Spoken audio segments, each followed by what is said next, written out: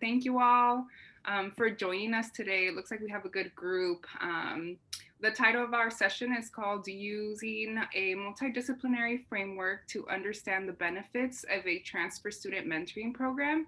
My name is Adriana Sanchez, and I'm a fifth-year doctoral candidate at UC Santa Barbara, and I've been lucky to work as the graduate student mentor at our Transfer Student Center from 2016 to 2019, and have mentored through the center various transfer students, and I was previously a transfer student myself. And I'll go ahead and pass it on to my colleague, Malaphone. Hi everyone, thank you so much for joining us today.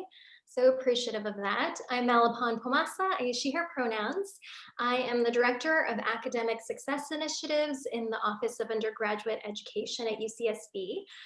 But I was really fortunate to return to UCSB and as the founding director of our Transfer Student Center in 2016 when we opened. So really fortunate to be working with an incredible group of folks. And I will pass it on to Andrea. Hi, everyone. So I'm Andrea Mora. I'm a fourth-year PhD candidate in the Joint Program for Social Work and Developmental Psychology at the University of Michigan. I am involved in this project because I was a peer mentor during the first year that this program was implemented. And I was also one of the undergraduate transfer students who initiated the research project for the first cohort of the Transfer Student Mentoring Program. And so with that, I'll pass it on to Vanessa. Hi, everyone. My name is Vanessa Woods. I use she, her pronouns, and I'm an assistant teaching professor at UCSB. And I was the lucky faculty that Andrea asked to help with this project at the very beginning. And I'm so excited to be involved and just so fortunate to work with such amazing people. So I'm going to pass it off back to Adriana. Yeah, definitely. So on this next slide, you'll see a brief outline of what we hope to go over today. But before we jump into the program description and talk about the research component of the mentoring program, we want to get to know what you're looking for and or hoping to take away in today's session. So at this moment, perhaps take some time to enter in the chat if A, B, or C feel relevant to you. And if they don't, you can go ahead and type in what you are hoping to take away from today's session. And then we'll kind of maybe give that a couple minutes and see if we see some trends there. And Vanessa will help monitor as there's a lot going on. Okay.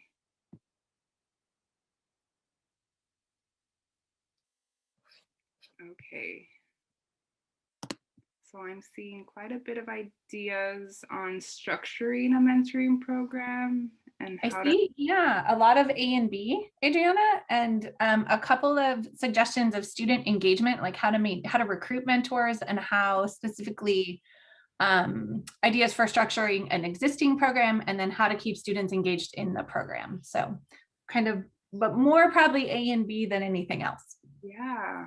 Awesome. Yeah, we'll keep this in mind as we kind of go through today's presentation. I think we'll be able to tackle these questions or hopes to get out of today. So yeah, let's jump right in. We'd like to start by describing what the Transfer Student Mentoring Program is and what it aims to do. So the TSC Transfer Student Mentoring Program aims to facilitate successful transitions for incoming transfer students by matching junior or incoming transfer students with senior or continuing transfer students. Meanwhile, keeping three main goals in mind. And these are to aid in the holistic growth of incoming transfer students by affirming their identities and their intersectionality, also to connect transfer students to resources across campus, and last, to help students engage in academic and social networks. So I think from the very get-go, we are trying to look at students in their holistic selves. And so these goals really come to life in how the program is structured. So in the next slide, we talk about how we structured the program. And so throughout our presentation, we'll focus on the 2017 and 2018 academic years. So you'll see right here that we had 120 students a part of the program in the 2017 cohort. And then in the 2018 cohort, we had 100 transfer students part of the program. And we see an even amount of mentors and mentees in the program cohort. So let me talk a little bit more about the structure and the program requirements. I think this will help us get at A and B that you all are hoping to understand a little bit more. So at the start of each academic year, we advertise the transfer student mentoring program to all incoming and continuing transfer students. And we do this through UCSB email, so emailing transfer students across campus, using the center's social media platforms, and then tabling even outside on campus. We invite transfer students to apply as mentees. So these are typically junior standing transfer students, and then continuing transfer students, or what we would consider maybe senior status students, to apply as mentors. All transfers. Our call includes information about how the program is a year-long commitment, and it provides a link to an interest form where students provide information about themselves, including their major, their identities that are most salient to them, any interests that they have, and what they're looking for in a peer mentoring relationship. And all of these are considered when matching pairs. So to talk a little bit more about the matching process, a group of 3 to 4 staff members at the Transfer Student Center at UC Santa Barbara that oversee the mentoring program read through each application or interest form, and then individually match mentees and mentors pairs. And then we come together and compare these matches and reach a consensus about what's the best fit. And so you might be wondering what staff members. So this included the director, Malaphone, at that time or these years, myself as the graduate student mentor, the coordinator of the center, and then 1 or 2 student workers in the center. So we have multiple perspectives in matching. On this same interest form or this application, students are provided with information about the following program requirements. So as you can see on the right-hand side, mentors commit to attending a fall and a winter training where they learn strategies for becoming or being an effective mentor. And in these trainings, during my time there, I kind of developed these workshops using my counseling psychology background, teaching effective listening skills, as well as bringing in literature on what makes peer mentoring so effective, and allow students to really understand what it is like to affirm their mentee's identity by also modeling space for creating, or space for talking about identities and what it's like to be a transfer student or a first-gen student. So these are what the trainings kind of consisted of. And then secondly, students agreed to participate in Match Day, where they were oriented to the program, and again, verbally were notified of these requirements or these expectations. And so in Match Day, they met their match, and they also had an opportunity to discuss a relationship agreement and discuss how many times they would meet per quarter. We had a requirement of at least 3 times per quarter, but we really helped increase students' autonomy by allowing them to talk about the extent of communication they were comfortable with, whether they were gonna meet in person or online through social media. So this was really up to mentors and mentees to really create or set the tone for their mentoring relationship.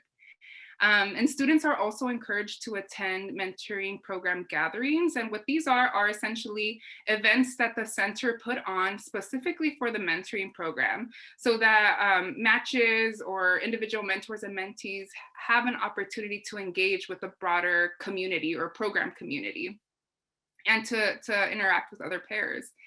And lastly, mentors and mentees commit to completing a quarterly check-in.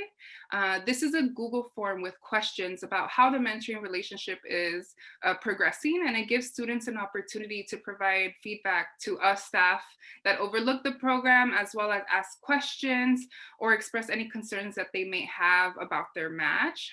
So for example, when I was there as the staff member in charge of reading through these check-ins, I would address requests to rematch if it wasn't the best fit, or help students reach out most often to unresponsive matches.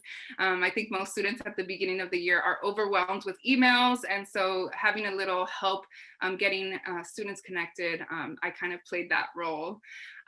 So yeah, in the next Adriana? yeah. Oh, Adriana, can you go back one slide? I can. There we go. We had a question in the chat, a clarifying question. So it's, are spring transfers able to participate? I want to make our own mentor program year long versus semester long, but I'm not sure how I would logistically do that when there's new transfers coming in spring semester in January. So maybe one of us can address that question. Yeah, perhaps Malaphone, you might be able to chime in here.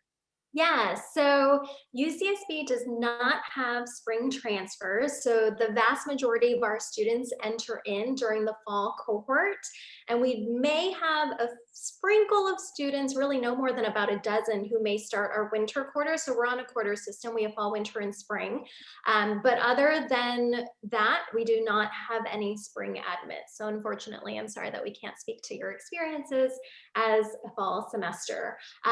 Our students who enter in winter are unfortunately not eligible to participate in the program, but as a center, we've thought of other ways to absorb them and provide them the transitionary support, just not as part of our mentoring program. Yeah, beautiful. Thank you. It looks like that was the main question. Thanks, Vanessa, for bringing that up to our attention. And so now kind of moving on to the research component of the mentoring program, we wanted to talk about how we used a multidisciplinary framework to inform our research lens. Since transfer students are more likely to come from diverse backgrounds and experiences, or diverse backgrounds in comparison to their non-transfer counterparts, we employ these perspectives to underpin or underlie the approach that we took to kind of view students and view the program. So the first is YOSO's community cultural wealth. And this is a strengths-based view of the intersectionality of transfer students and their experiences. So YOSO argues that traditionally marginalized students bring unique gifts into the campus community, and these gifts should be considered when developing student programming to both support and celebrate students' contributions to the broader campus community. So this is generally the research.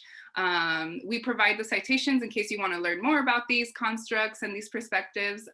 But for the purposes of the research component, we applied YOSO's community cultural wealth research, specifically the domain that talks about navigational capital when looking at resources used by students. So an example of navigational capital is academic advising or the financial aid office, things that facilitate just the logistical parts of navigating an institution. And on the other hand, we also considered other resources. We consider them to be counter spaces. And counter spaces are considered campus spaces that provide an opportunity for students of color to connect and share experiences with others of similar backgrounds. So Lozano's research on counter spaces argues that these spaces or just having opportunities to connect with others from similar backgrounds or peers that have similar identities can help protect them from microaggressions or this deficit notion that others might have at the institution. The research also talks about how these spaces can enhance students' sense of belonging and contribute to their resilience. So, for example, the Transfer Student Center could be considered a counter space because it brings transfer students in their transfer identity together. Another example could be the Education Opportunity Program, where first-gen students who are maybe income eligible also brings, that center could also bring those students together.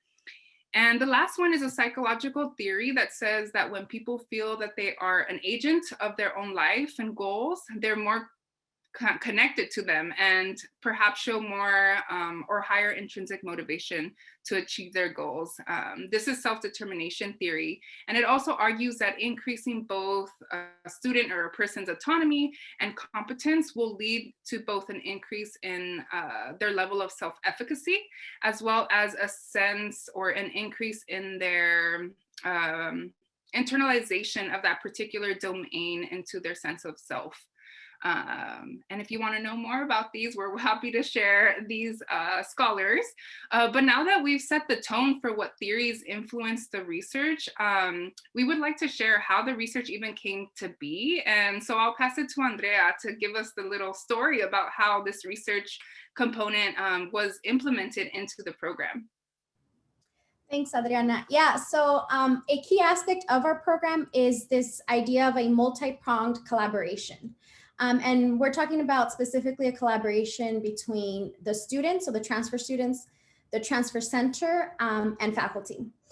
So yeah, I wanted to tell you guys a little bit about how it came about. I know it came about organically, but it might give you ideas of how to implement it at your own institution.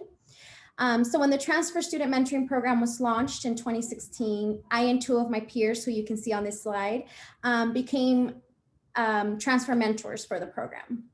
And as we worked together with the Transfer Center and other transfer mentors, we began noticing and observing that our peers, our transfer peers who were not in the program, didn't have as much knowledge or as much information about the services, the opportunities, the events, all of like the things that were happening on campus that were really beneficial to us and to our friends. So we were really curious as to whether it was the TSMP program that was a contributing factor to this. We didn't want our fellow peers to be left out. And of course, we wanted to recommend the program if it was indeed having an effect on them. So in order to do this, we reached out to Malaphone, who at the time was the director of the program of the Transfer Student Center. And we asked her if she would allow us to survey the transfer students in her program. Of course, we were second year transfer students at the time. We were very novice to research. So we also sought out Vanessa, who's a faculty in the Department of Psychology, and asked her if she would guide us through the research process to be able to make this happen. We were very fortunate that they both wanted to support us in this project. And we all quickly learned that this collaboration between transfer students, the center, and faculty is incredibly beneficial for all parties. So as you know, transfer students, we only have 2 to 3 years at the most at the university to get involved in research.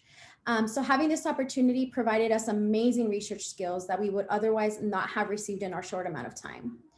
The center got the opportunity to investigate the efficacy of the program and its effects on the transfer students. So it's a really great way to keep data on the program. And finally, the faculty is able to advance their research. They're able to guide and supervise the next scholars in the field. And so that's always great for faculty as well. So this multi-pronged collaboration is not only essential to the advancement and the program research itself, but it's also beneficial to everybody that's involved. So we wanted to share that in hopes that maybe you would be able to implement this as well. So with that, I'll just pass it back to Adriana. Yeah, and at this point, we want to maybe take a moment to see if there are any questions on anything we've discussed so far before we get into the research.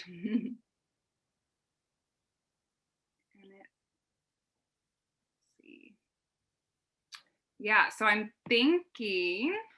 So we have a question, Adriana. Oh, yeah. Are the mentors paid? Yeah, so I can answer that question.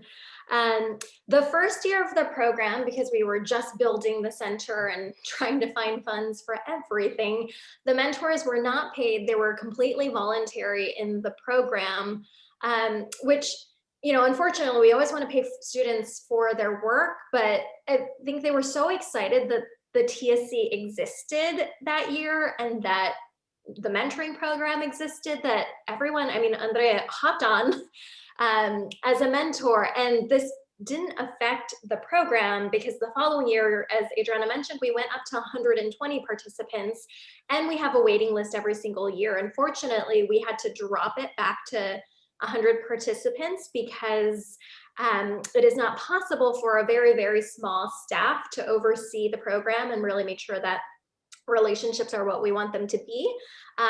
But we have been fortunate after the first year that we've secured funds to provide a $300 stipend to our mentors for participating in the mentoring program. So it's $100 per quarter that gets transferred into their funds, but it means that they need to meet certain requirements for receiving those funds, which is making sure that they're meeting with their mentees and also completing the check-ins to show us that the relationships are actually progressing.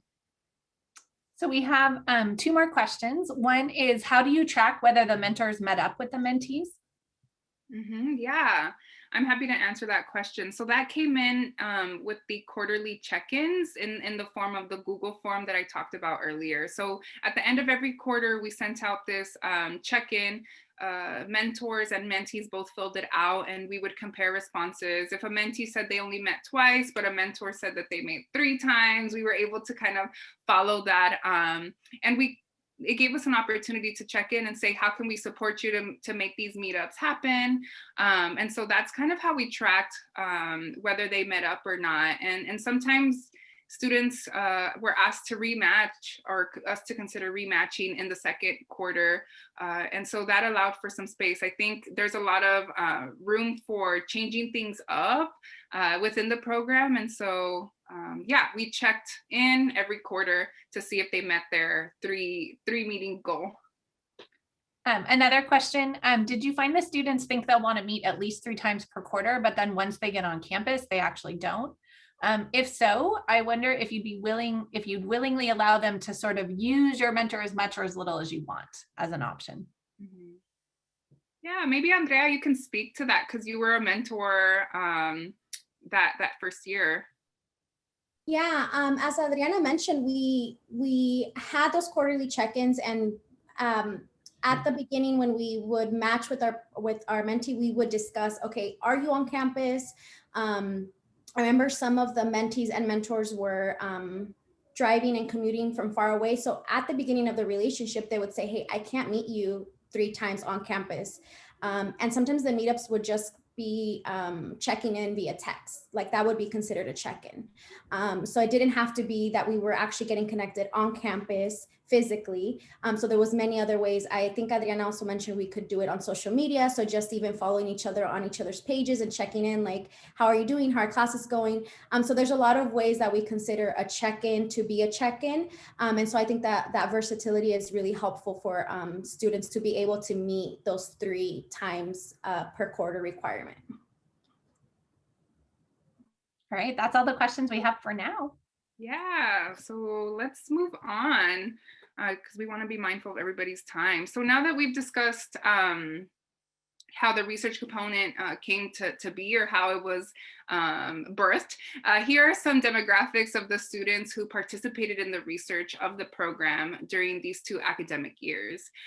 So I'll let you all kind of browse through that. And as you're looking that over, I can summarize it. So about half of the students in the mentoring program identified as Latinx, about 20 to 30% identified as white, and a small percentage identified as Black. And I'll just highlight that this mirrors the student makeup at UCSB pretty well. And we see that the mean age for both students in the mentoring program and students not in the mentoring program was about 22 years old.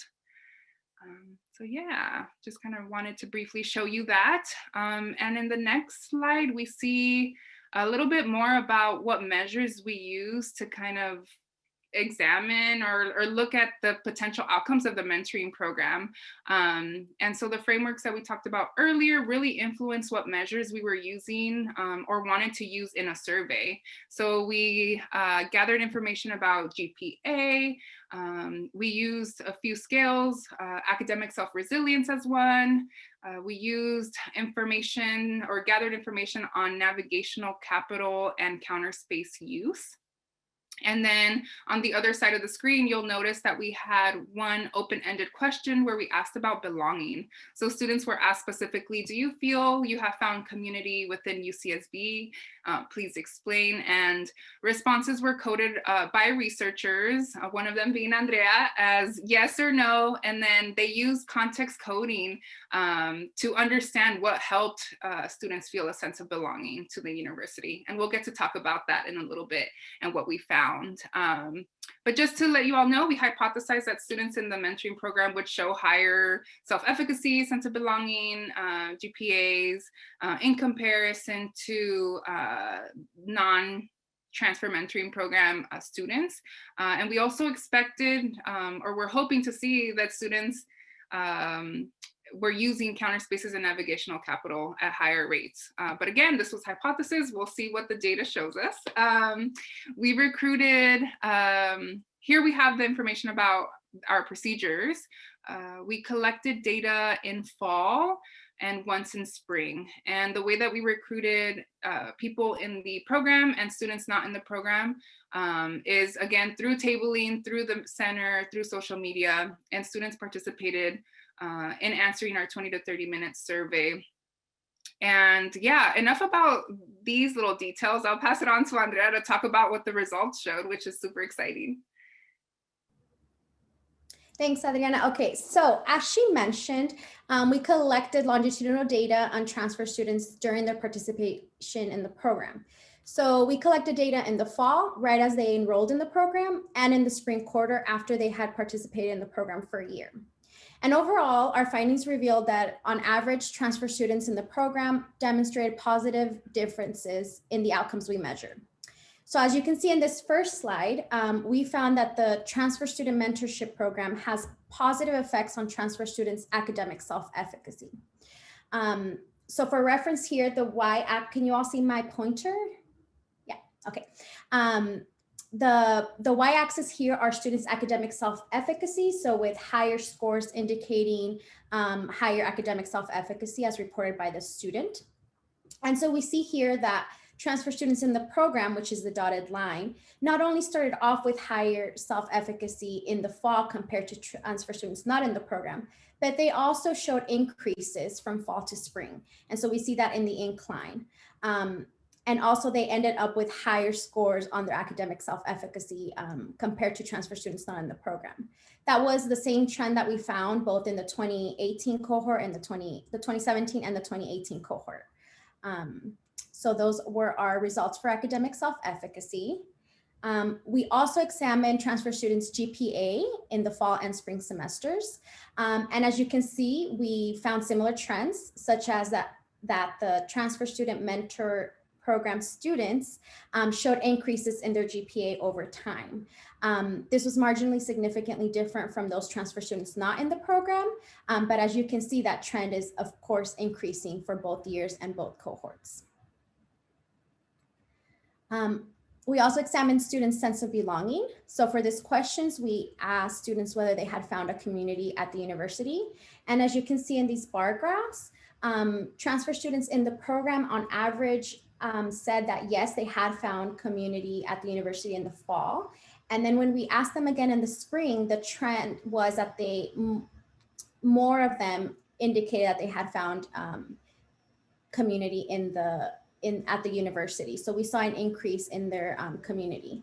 We also saw an increase with the non-TSMP students, but not as great of a difference as we saw it with the transfer students in the program. And we found a similar trend for both years and both cohorts. I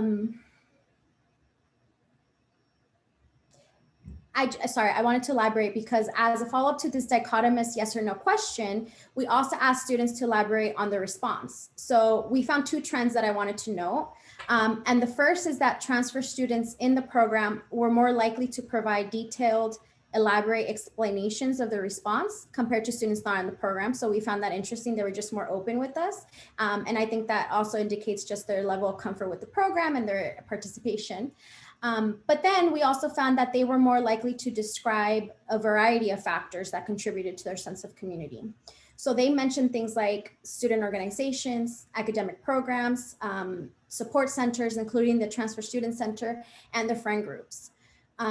In contrast, the transfer students not in the program often attributed their sense of belonging to their friend group. And a lot of them mentioned their peers, their friends, their classmates, but not many of them mentioned this use of navigational encounter spaces on campus. So that was really interesting to find that in the qualitative data. Next, we also examined students' campus engagement. And specifically, we asked students, how much time do you spend on campus outside of class? This data was only collected in the 2018-2019 cohort, but the data suggests that in the fall, the transfer students and the non-transfer students were pretty much equally and well engaged. However, this engagement only persisted in the students who were not in the transfer, who were in the transfer mentoring program. So we saw that they continued to be engaged on campus outside of class. So we see that they were spending a lot of time here.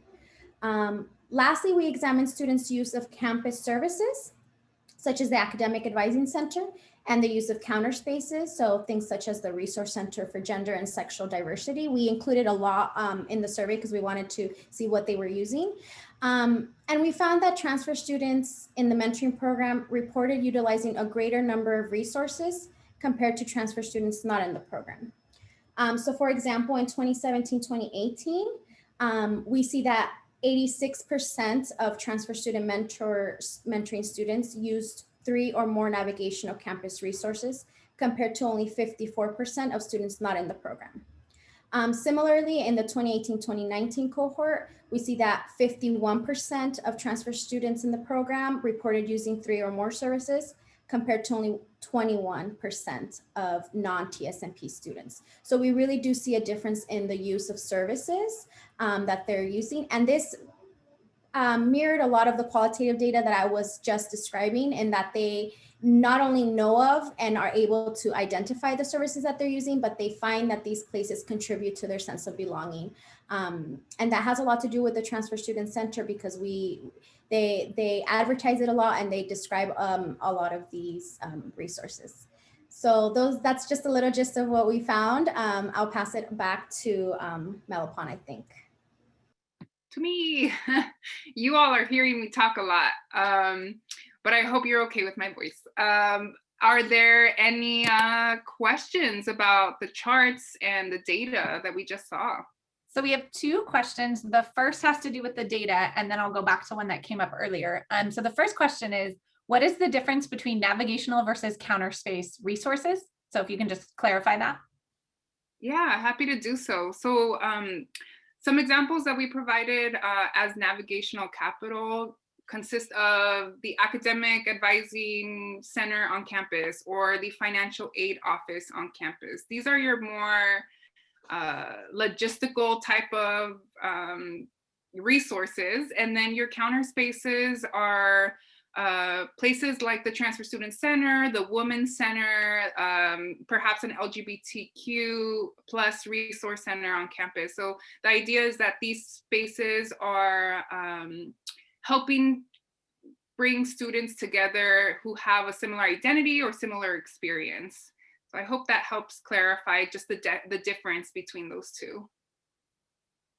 And then we had a question about asking if we have at UCSB a large veteran population, and having the person said, I found it's very interesting. They're very interested in being mentors, but they feel that they can't recruit them because the Veterans and Military Affairs Office needs them to mentor other veterans specifically.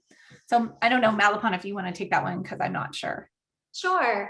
Yeah, so UCSB has a fairly small veteran population, and we do have a dedicated Veterans Resource Center.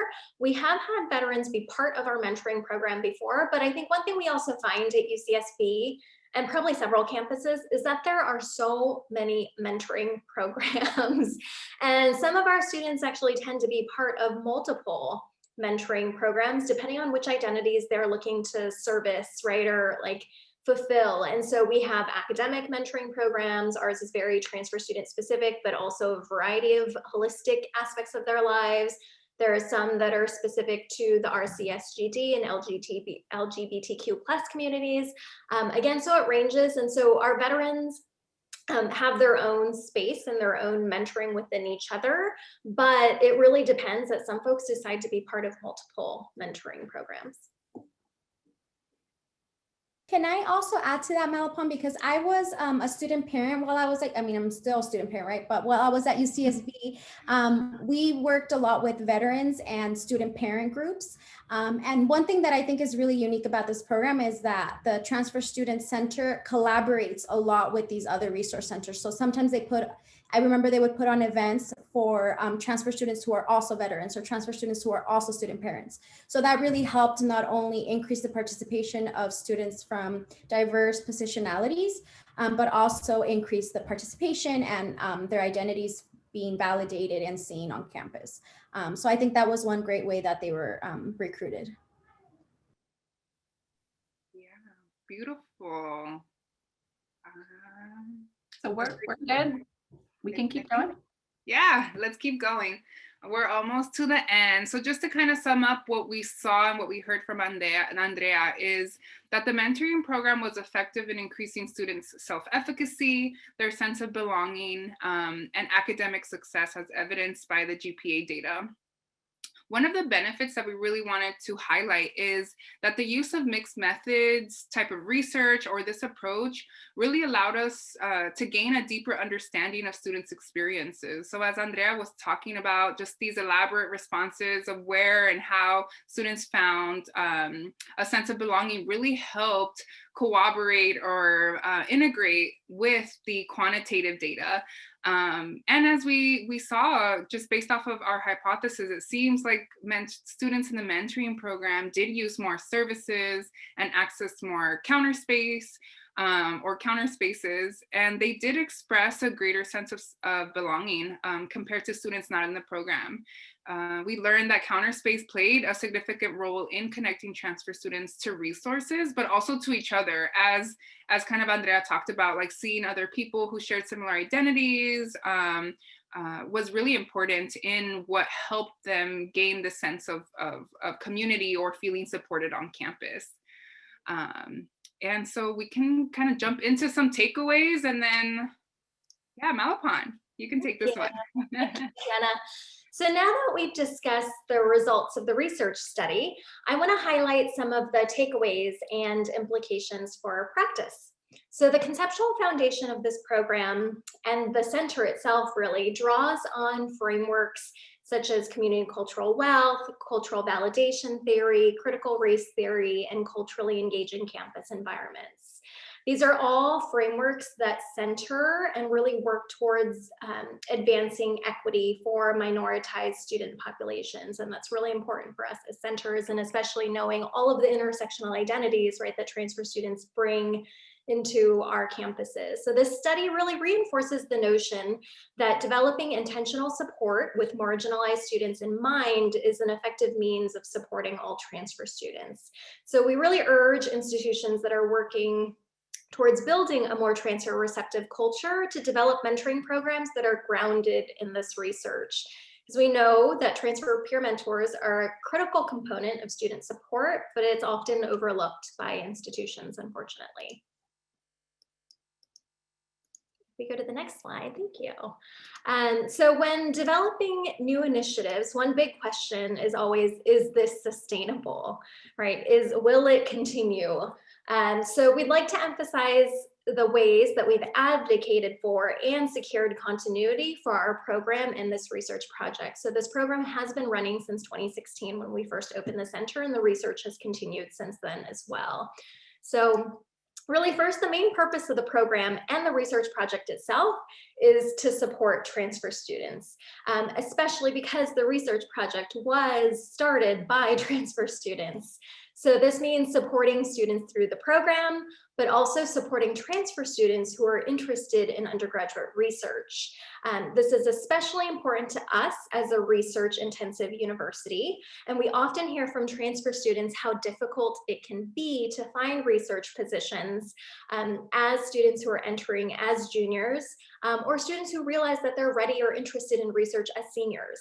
So by granting this research opportunity to transfer students only, we've built a legacy of transfer research mentorship that has resulted in students' presentation and publication opportunities, securing longitudinal program data for the center, and advancing our faculty mentors research agenda. So many of us are benefiting from this multi-pronged collaboration, our faculty mentor, the center, our undergraduate research assistants, and really all of the students who are part of the mentoring program.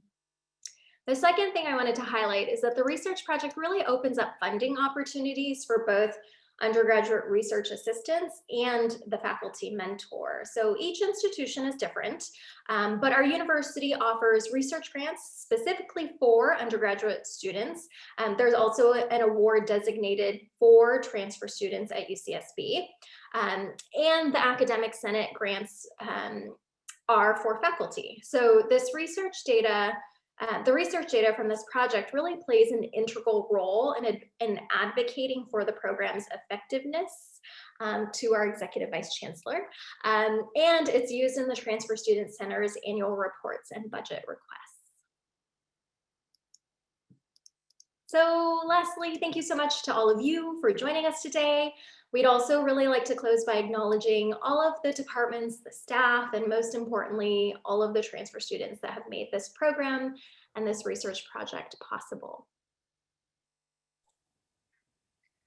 So we have 3 questions. 2 are kind of about the research and 1 is not. So I'm going to start with the one that's not, and it's the first one that we got. So it says, do you all plan to partner with community colleges in identifying potential UCSB creating transfer bridge programs or things like that? Yeah, I can answer that question. So in terms of working with community colleges, that is something that very much that our Office of Admissions does at UCSB. So the Transfer Student Center is really designated to only work with currently enrolled students, though we do have a strong partnership with our Office of Admissions. We have 5 regional community colleges that our university works with very closely.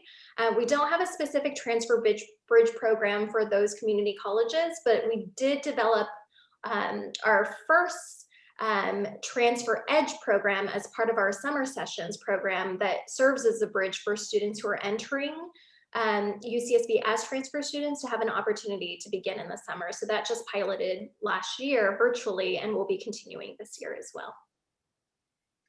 Thank you. And then we had a question from Megan talking about a concern is that some of our data can be easily explained by a self-selection bias.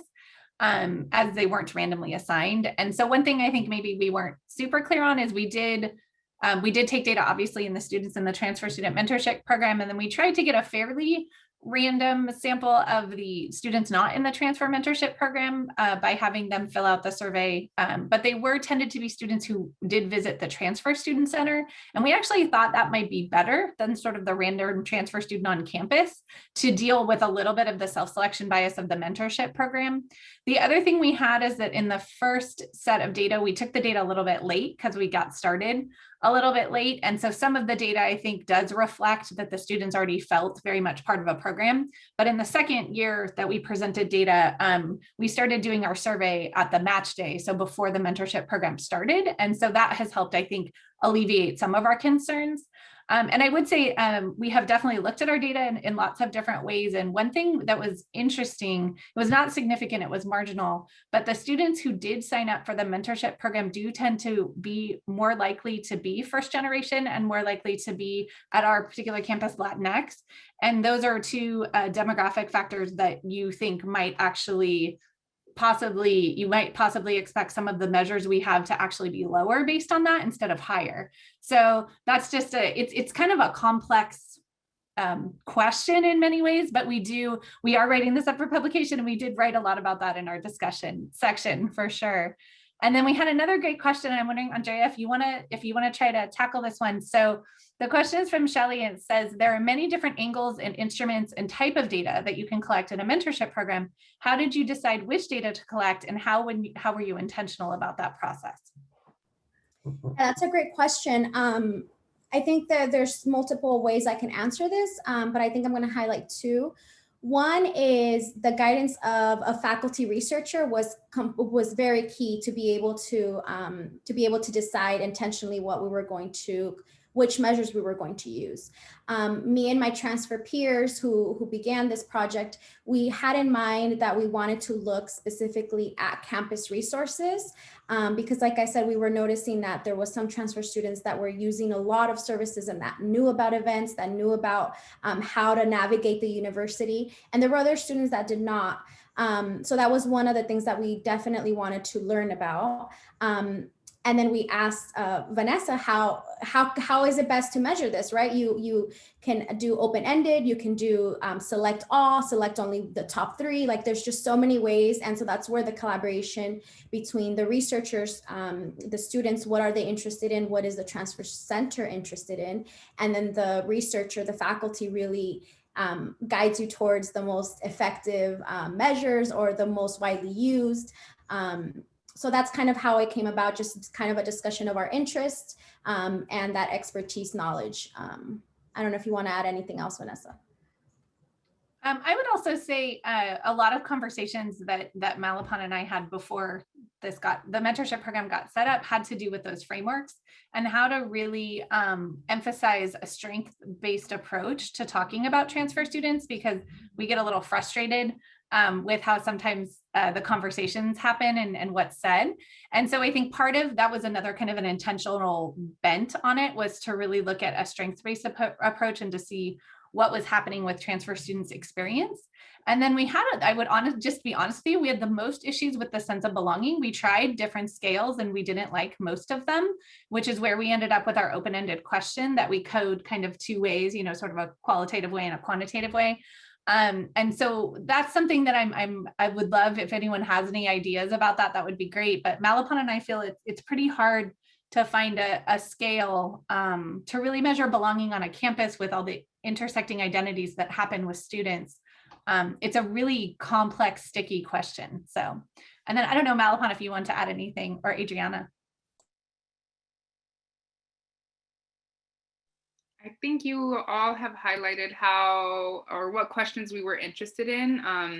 I think being a witness to how Andrea visited Malaphone in her office and then approached Vanessa to start this program, I think one thing that was very much in our minds was, how do we help transfer students feel connected to the campus? Because we know that historically they have a harder time perhaps building community. And so I think initially from the very get-go, we wanted to help foster that sense of belonging and through the mentoring program. And so kind of with measuring it in the research component came naturally in that process. And we weren't just focused on the academics, to be honest. I think given our backgrounds in psychology, in sociology, we were very much interested in a more holistic approach. And so that's why in the measures you see not only GPA, but you see the campus use or different resource use, the sense of belonging, what's helping increase students' self-efficacy, because we want this information to inform the way that we structure the program in the future and how we are promoting these pieces in a student's overall educational experience as a transfer student. And so I think we're at time, but I did put into the chat, feel free to reach out to Adriana or any of us. But yeah, we're happy to chat about measures or frameworks or anything that you found interesting or helpful. We're happy to share.